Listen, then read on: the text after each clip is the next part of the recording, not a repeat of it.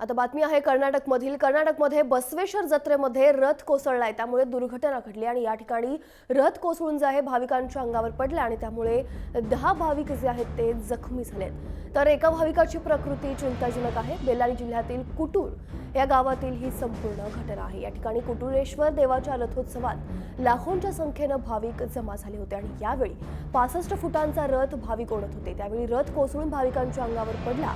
दरम्यान या जखमी भाविकांवर कुटूर गावातल्या हॉस्पिटलमध्ये उपचार सुरू आहेत।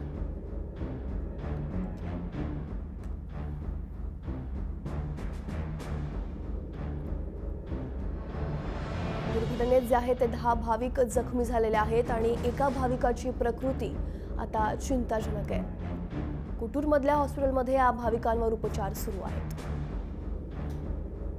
यात्रेदरम्यान हा रथ जो आहे तो भाविकांच्या अंगावर कोसळलाय आणि यात 10 भाविक जखमी झालेत। आपण ही दृश्य पाहतोय कशा प्रकारे हा रथ जो आहे तो उपस्थित असलेल्या भाविकांच्या अंगावर पडलेला आहे। त्यामध्ये 10 भाविक जखमी झालेले आहेत।